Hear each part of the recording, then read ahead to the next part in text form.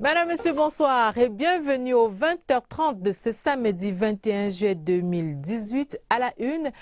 Football CAN 2019, le Premier ministre évalue l'état des sites à Douala dans le littoral. Philémon ayant a passé au pain fin les hôpitaux, les stades, les routes et les hôtels. Les chantiers avancent, mais il faut appuyer sur l'accélérateur.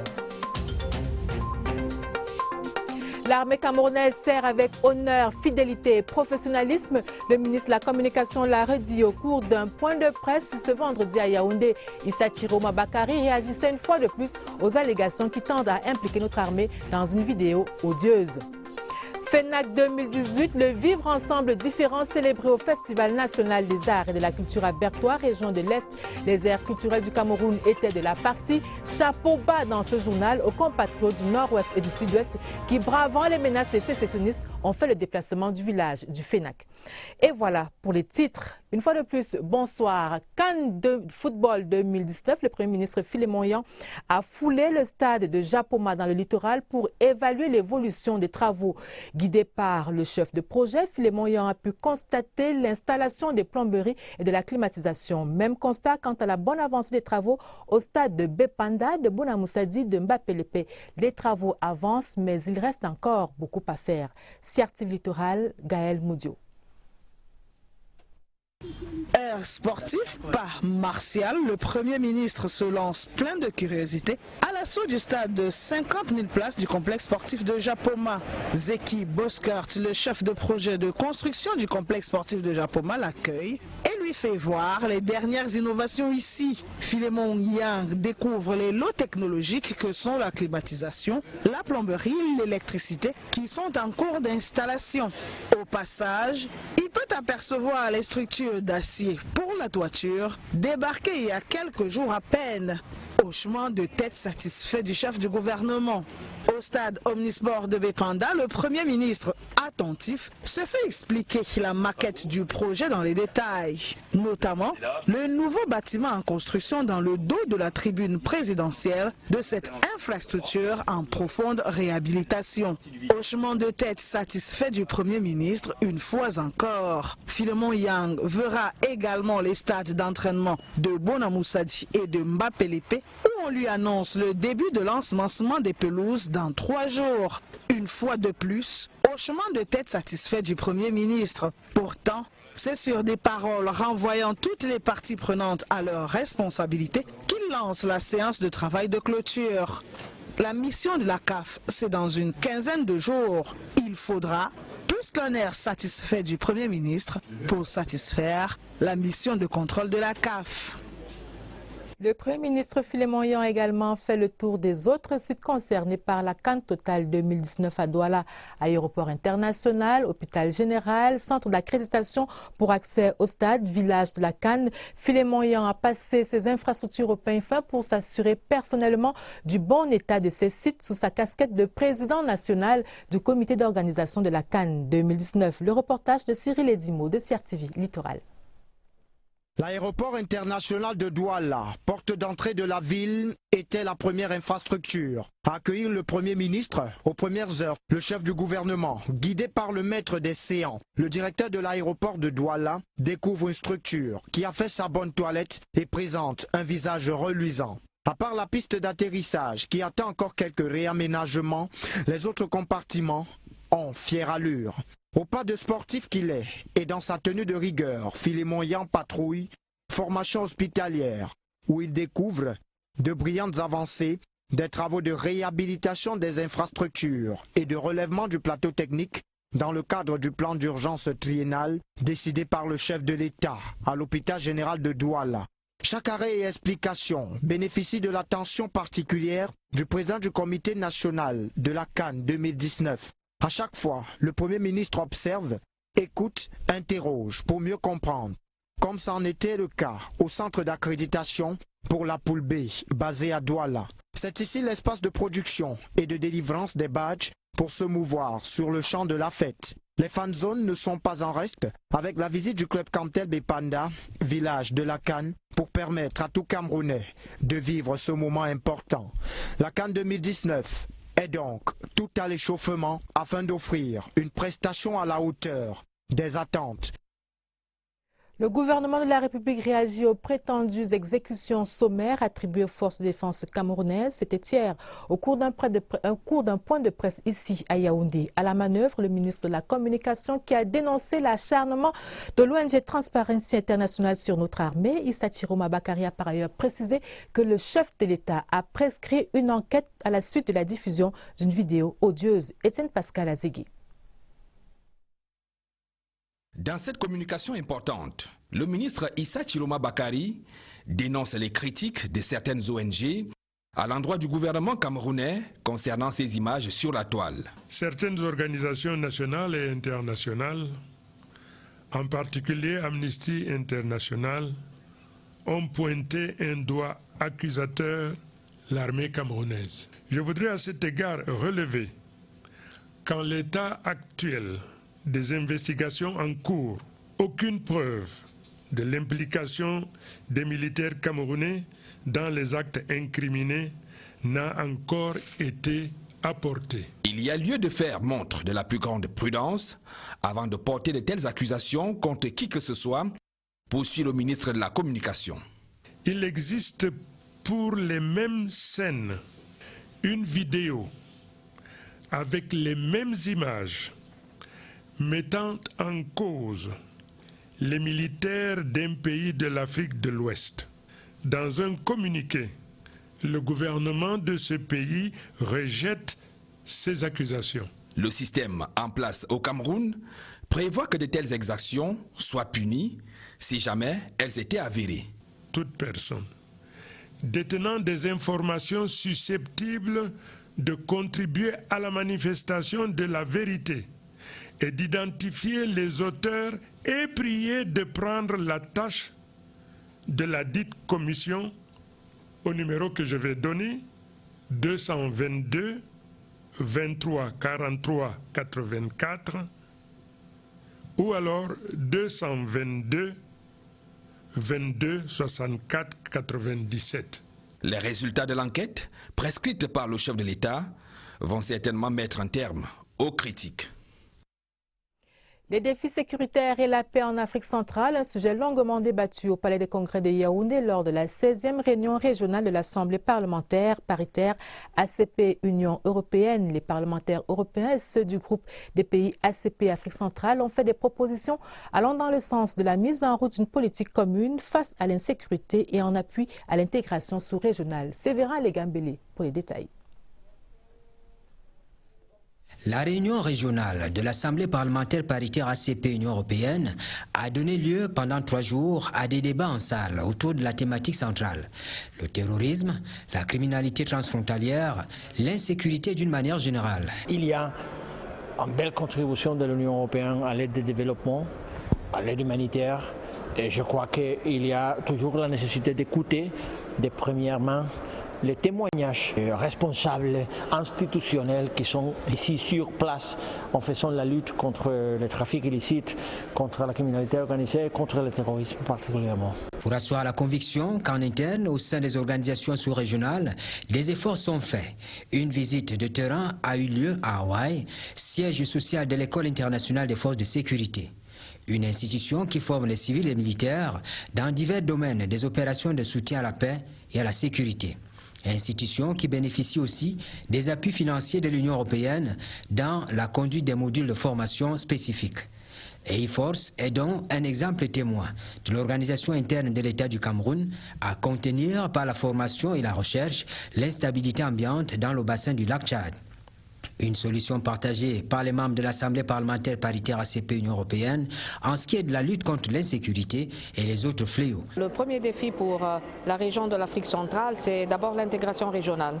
Si on n'a pas une infrastructure, on n'a pas des structures pour pouvoir travailler tous ensemble à travers la solidarité, mais surtout le partage équitable de responsabilités, ça devient un peu compliqué de pouvoir proposer des solutions. Les solutions sont sur la table, mais il faut procéder à pouvoir les mettre être en ordre, à travers aussi le fait qu'il faut harmoniser toutes ces propositions. Il faut aller vers une politique commune. Alors par là, il faut commencer à parler aussi de comment gérer les frontières. Dans le fond, il s'est dégagé que les défis sécuritaires en Afrique centrale rejoignent d'autres thématiques d'ensemble, par exemple le braconnage ou la gestion durable des forêts et des ressources naturelles.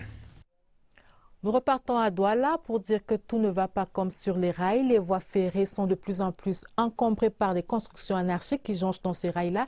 Le ministre des Transports, Ernest Massenangala BBS, s'est rendu dans la région du littoral pour la cause et a opté pour la sensibilisation des populations en ce qui concerne les risques encourus par ses voisins des rails. Les détails avec Léon Bertrand Tanefo de CRTV Littoral. Les voisins du rail augmentent. Tout le long du transcamerounais, de nombreuses personnes ont choisi de construire leurs habitations, s'exposant ainsi à de nombreux risques. Au cours de cette session extraordinaire du comité interministériel des infrastructures ferroviaires et du comité du transport voyageurs, le ministre des Transports et tous les autres participants ont défini la stratégie de la sensibilisation. Cette occupation anarchique a pour conséquence des risques d'accidents, mais également la difficulté pour les opérateurs de mettre en œuvre les programmes d'aménagement et de réhabilitation de certains tronçons.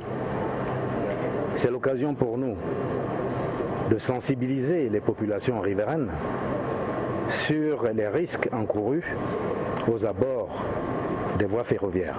Une autre problématique au cœur de la session, la mobilité et la sécurité des voyageurs sur les rails et les routes de la République.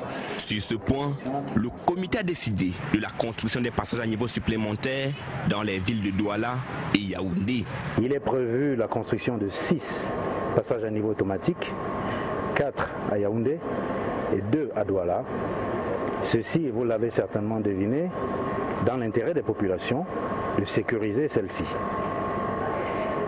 C'est l'occasion pour nous, pour terminer, pour sensibiliser à nouveau les populations sur le maintien et la sauvegarde de ces outils lourds en investissement. Des infrastructures qui vont faciliter le déplacement en toute sécurité sur les routes et les voies ferrées pour le bien-être social et économique des populations. Économie, une mission de la CEMAC, Communauté économique et monétaire d'Afrique centrale, en charge de la surveillance multilatérale, séjourne au Cameroun, conduite par son directeur général Jean-Claude Nguéméni. Cette mission a permis d'échanger avec le ministre de l'économie, Alamine Ousmane Meh, depuis lundi. Au menu de ces échanges, la mise en œuvre des réformes contenues dans les programmes PREF, CEMAC et FMI. Philippe Roger et Sama pour les détails. La politique budgétaire des États de la zone CEMAC s'insère dans le cadre global de la politique macroéconomique à moyen terme, conforme aux critères régissant les opérations irrelatives dans la sous-région Afrique centrale. Cette approche, qui commande une gestion axée sur les résultats, est l'un des éléments du cahier de charges du programme de réformes économiques et financières de la CEMAC, le PREF-CEMAC, dont la mission de surveillance multilatérale séjourne au Cameroun. Cette mission, qui échange depuis quelques jours avec la partie camerounaise encadrée par Jean Tchoufo, secrétaire général du ministère de l'économie, arrive dans un contexte de satisfaction du FMI de la conduite du programme économique et financier de l'État. Au cours des premiers échanges, l'équipe du PREF-CEMAC a aussi relevé de bons points au plan de la gouvernance financière. Nous saluons récemment l'approbation par le Parlement camerounais des directives transposant dans la législation nationale le code de transparence et de bonne gouvernance dans la gestion des finances publiques, ainsi que la directive CEMAC portant loi organique relative aux lois de finances. Jusqu'au 27 juillet prochain, la mission de surveillance multilatérale du PREF-CEMAC s'attardera spécifiquement sur l'appropriation par le Cameroun des directives du cadre harmonisé de gestion des finances publiques en zone CEMAC et sur l'évaluation de la situation macroéconomique du Cameroun en 2017 et ses perspectives pour 2018-2019. Le président de la République a signé hier vendredi d'importants décrets portant nomination de des secrétaires généraux dans certains départements ministériels et autres institutions telles que le Conseil économique et social. Nous vous proposons à ce sujet les réactions de certains promus. C'est le cas de Gabriel Dodo-Doké, promu secrétaire général au ministère des Domaines, du Cadastre et des Affaires foncières. Frou Jonathan, secrétaire général au ministère des Mines, de l'Industrie et du Développement technologique. Et Zachary Ngoubé, nommé secrétaire général du Conseil économique et social, extrait sélectionné par Michel Renaud Oanda. C'est un travail qui va se faire avec moi. C'est un travail qui se fera après moi. Je vais m'inscrire dans l'ordre de ce qui est bien pour notre République. On ne va pas recréer le monde, on va contribuer à ce qu'il aille de l'avant. Il ne reste maintenant qu'à dire merci à ceux qui, autour de nous, ont contribué à faire que ça arrive. Le président de la République, son Excellence Paul Biya. Je vais profiter pour remercier le chef de l'État, le président de la République, le président Paul Biya, pour cette marque de confiance. Je dois travailler avec mon ministre. Je dois l'aider à réaliser les objectifs du ministère, à réaliser les missions qu'on a assignées à ce ministère, à assurer qu'on obtienne des résultats qu'on attend de ce ministère. Vous savez que le secteur des mines, c'est un secteur stratégique et important pour la croissance d'un pays. Cette nomination m'a surpris. Ma deuxième réaction a évidemment été de me retourner vers celui par qui Dieu a agi, le chef de l'État, son Excellence Paul Biya. Le Conseil économique et social est un acteur institutionnel important. Alors, viens Pascal. Santé, le vivre colérique sévit de nouveau dans notre pays depuis 3 mois. Les villes de Yaoundé dans le centre, Garoua dans le nord enregistrent des cas confirmés de choléra avec à la clé des décès. Cette maladie due à un respect approximatif des règles d'hygiène est donc de retour chez nous. Pourquoi et quelles sont les stratégies de riposte, esquisses de réponse dans ce reportage de Lucie Colette à Voulou. Depuis le mois de mai 2018, le Cameroun connaît à nouveau une épidémie de choléra avec 71 cas déclarés dans les régions du nord, du littoral et du centre. Cette épidémie qui a commencé dans le nord a continué et depuis le 12 juillet, nous avons aussi des cas à Yaoundé. À Douala, nous avons eu une alerte, mais après confirmation, il s'avère que ce n'est pas véritablement un cas de choléra. Et à ce jour, nous avons à peu près 71 cas qui ont été identifiés, certains pour la plupart des cas suspects. Et parmi les cas qui ont été identifiés, nous avons déjà enregistré 9 décès, dont 8 dans la région du nord et puis 1 dans la ville de Yaoundé. La mobilité des personnes entre les pays frontaliers déjà en épidémie et le Cameroun pourrait expliquer cette recrudescence du choléra. Le Nigeria voisin a depuis le mois de mars une grosse épidémie de choléra qui atteint 16 États, notamment des États qui sont frontaliers du Cameroun. Nous pensons que c'est de là que ça vient. La détection d'un seul cas de choléra étant considérée comme une épidémie, quelles sont les dispositions à prendre pour la circonscrire? Se laver les mains avant et après avoir mangé, se laver les mains chaque fois qu'on a été aux toilettes et quand on doit manger les fruits ou des aliments non cuits, veiller à très bien les nettoyer. Éviter de manipuler les corps. Et puis maintenant, prendre des mesures d'assainissement environnemental les plus simples. Le gouvernement a pris des mesures pour que le traitement soit gratuit, mais aussi tout l'ensemble des mesures que nous déployons quand il y a un cas de choléra. Le choléra, cette maladie liée à un manque d'hygiène et potentiellement mortelle, nécessite une prise de conscience collective. Nous ne changeons pas totalement de registre. Dans la suite de ce journal, nous parlons de l'usage que l'on pourrait faire des déchets organiques. 3 jeunes Camerounais s'en servent pour produire de l'engrais bio. Je vous propose à ce sujet le reportage de Augustin Bichoka. C'est dans votre page spéciale Grand Angle. Dans notre environnement existent 3 types de déchets. Les déchets organiques qui regroupent des ordures d'usine. Ensuite, les déchets inorganiques composés des plastiques, des huiles de moteur et bien d'autres. Enfin, les ordures inertes qui rassemblent les débris d'une maison ou d'un bâtiment. La mauvaise gestion de ce type de déchets constitue une menace pour l'environnement. Il existe des solutions alternatives, notamment s'agissant des déchets organiques. 3 jeunes ingénieurs en chimie industrielle, tous camerounais, développent leurs activités dans la fabrication de l'engrais organique. Tout part de cette collecte des excréments sang et cornes des bœufs autour de l'usine d'abattoir de la Sodepa à Etoudi, ici à Yaoundé. On commence tout d'abord par la collecte de la matière première. Donc la matière première que nous utilisons ici est la matière première organique, dont les bousses de vache, le sang, les cornes. Bon, on ne se limite pas juste aux déchets d'abattoir parce qu'on peut utiliser aussi les déchets ménagers urbains. On réalise des pesées parce que bien évidemment, on ne mélange pas pour mélanger, il y a certaines proportions qui doivent être respectées, dont épis de maïs. L'on passe à la deuxième étape. On réalise des pesées parce que bien évidemment, on ne mélange pas pour mélanger, il y a certaines proportions qui doivent être respectées. La cuisson et le conditionnement de cet engrais bio est ainsi obtenu. Pour sortir un produit fini, qui respecte une certaine composition, parce que les engrais c'est NPK. Entre-temps, le client se présente et définit son choix. Je choisis l'usage de cet engrais parce que déjà, il me permet plus facilement d'amender le sol que les engrais chimiques. Et puis, il a plus d'apport nutritionnel pour les plantes que les engrais chimiques. En même temps, face aux enjeux environnementaux, il est important pour nous d'utiliser les produits biologiques comme cet engrais. Les difficultés ne manquent certes pas. La première difficulté, c'est la collecte. Lorsqu'on fait par exemple la collecte des déchets urbains, c'est difficile parce qu'il faut d'abord trier les déchets. Au Cameroun, il n'y a pas un système de tri des déchets à la base au ménage. Donc, les ménages ne séparent pas le plastique des déchets organiques. Donc, lorsqu'on travaille avec les déchets urbains, c'est vraiment très compliqué. Il faut repenser tout le système de collecte. L'autre difficulté, bien évidemment, c'est au niveau du matériel de production.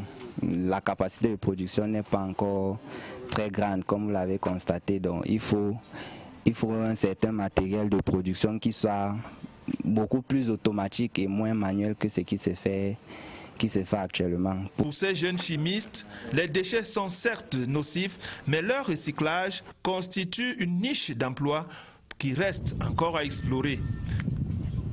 Plan d'assistance humanitaire d'urgence, l'Université de Yaoundé 2 met la main à la pâte pour apaiser les douleurs de nos frères des régions du nord-ouest et du sud-ouest. Une enveloppe de plus de 19 millions de francs CFA a été remise au gouverneur de la région du centre, délégué à la tâche, le professeur Adolphe Mikwaché, recteur de l'Université de Yaoundé 2, et son staff étaient hier après-midi dans les locaux du gouverneur Nasri Paul Beya pour remettre justement cette enveloppe. Reportage Laurence Okalia. Le geste est simple d'apparence, mais lourd sur la balance du plan d'assistance humanitaire d'urgence. Tendre la main avec dans la poignée 19 737 500 francs CFA. Par cela, l'Université de Yaoundé 2 s'oppose radicalement aux actes meurtriers perpétrés dans les régions du nord-ouest et du sud-ouest. Elle ne pouvait donc pas manquer l'appel lancé par le chef de l'État. On contribuait principalement les enseignants, les personnels d'appui administratif, les responsables de l'université, quelques institutions privées d'enseignement supérieur partenaires de l'Université de Yaoundé 2 et quelques étudiants. Il ne leur a fallu que 2 semaines pour atteindre cette cagnotte. L'enveloppe a été ouverte, les billets minutieusement comptés en présence des autorités administratives et militaires et enfin remise à la trésorerie générale de la région du centre. La présence de toute cette chaîne du gouvernement témoigne de leur mission première, assurer le bien-être des populations. L'Université de Yaoundé étant une université qui accueille aussi les enfants du nord-ouest et du sud-ouest, a pensé qu'ils ne pouvaient pas rester indifférents. Voyez-vous qu'il y a des enfants là-bas qui ne peuvent pas rentrer, peut-être chez eux. Il y a des enfants là-bas qui ont perdu des parents, des amis, des frères, des sœurs. L'Université de Yaoundé 2 et le ministère de la Recherche scientifique et de l'Innovation ont déjà suivi le projet. Les autres institutions de la région du centre sont vivement attendues.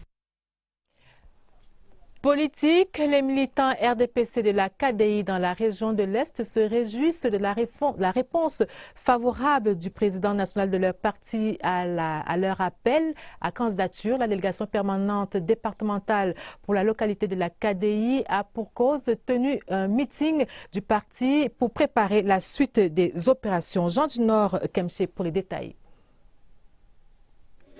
Les militantes et militants du RDPC de la KDI avaient en son temps appelé Paul Biya à se porter candidat à l'élection présidentielle de 2018. Réponse favorable de Paul Biya ce 13 juillet 2018 avec en prime le dépôt du dossier de candidature à Elections Cameroun. Des actes qui ont réjoui la KDI et singulièrement les militantes et militants du parti au pouvoir qui se sont réunis le lendemain même de l'annonce à l'initiative de la délégation permanente départementale du comité central du RDPC pour la KDI.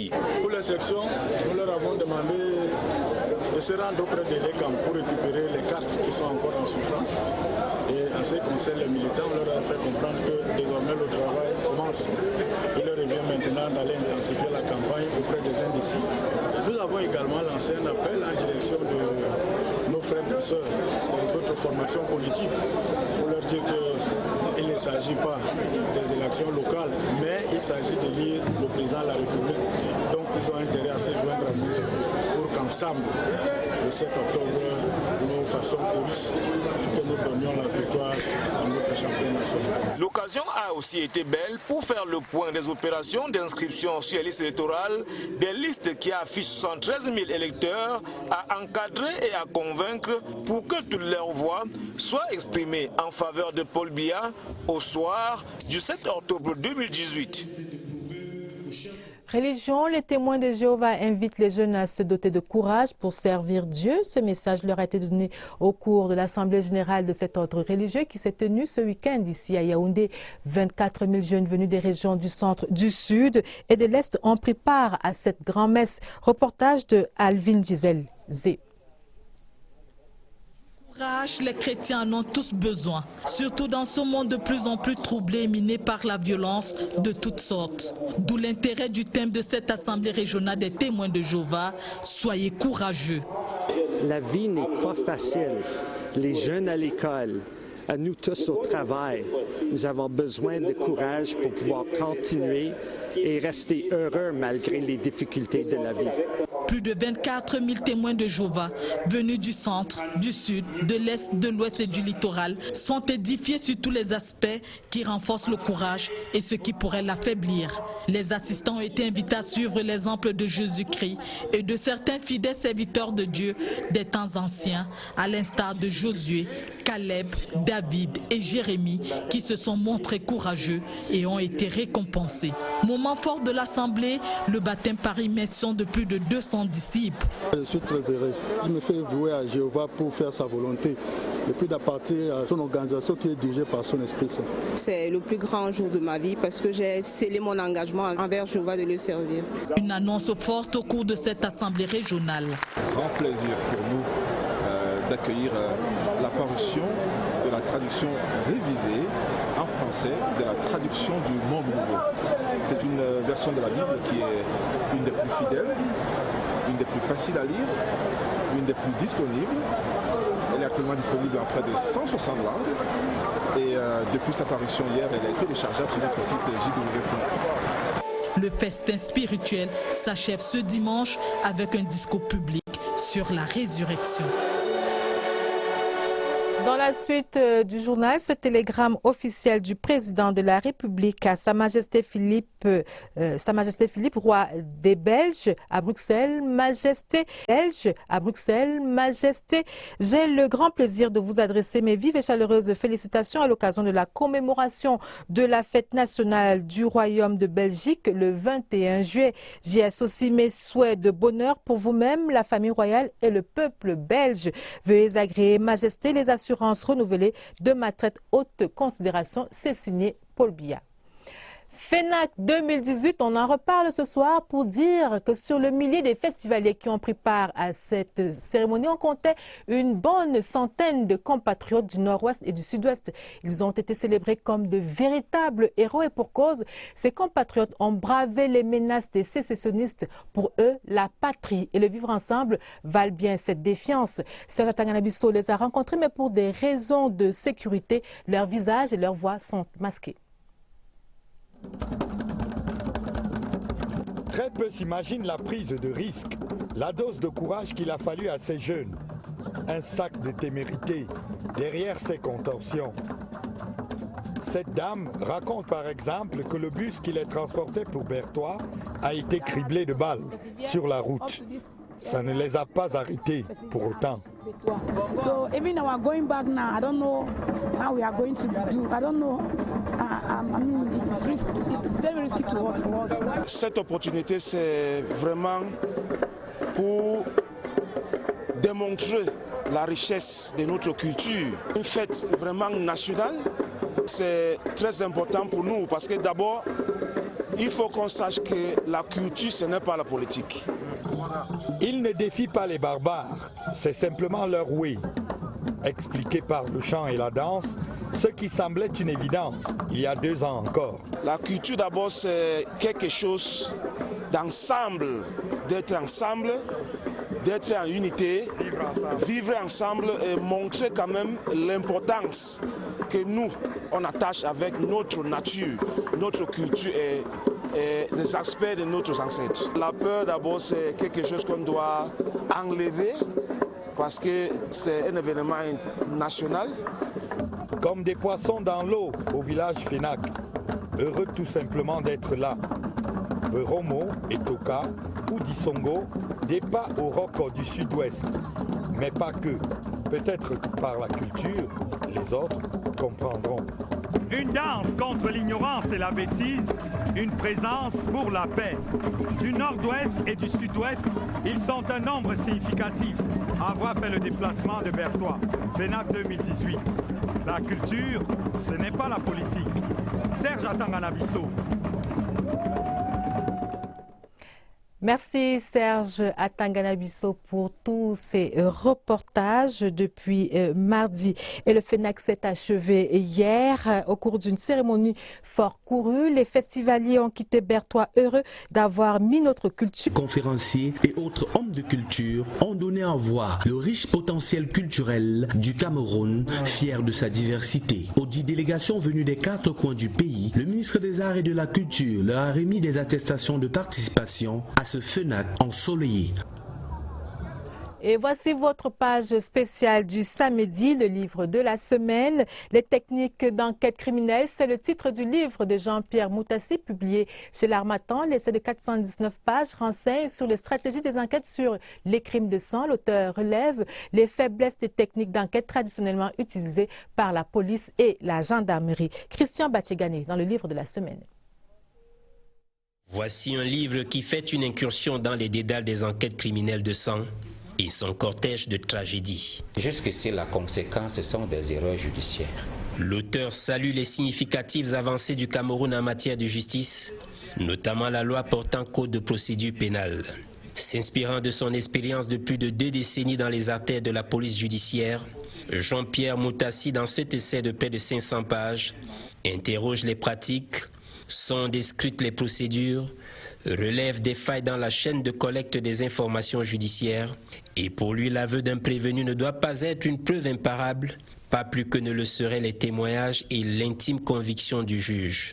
L'aveu a fait son temps jusqu'au 19e siècle. Face à cette chaîne de confusion et de bavures judiciaires qui font parfois basculer des destins dans l'abysse de la condamnation, le haut cadre de la police judiciaire Interpol du centre propose la preuve scientifique. Il y a l'empreinte digitale, il y a l'empreinte génétique, les preuves indirectes qui peuvent être les fibres de tissu, qui peuvent être les traces de pas, la vidéo. Le livre de Jean-Pierre Moutassi a un intérêt pédagogique. C'est un outil de travail pour les praticiens du droit criminel. Au plan pédagogique et épistémologique, c'est un breuvage de connaissances techniques et un récit captivant qu'on lit avec délectation, comme des épisodes haletants d'un feuilleton à rebondissement, même si le métalangage utilisé ici n'est pas toujours à la portée du lecteur moyen.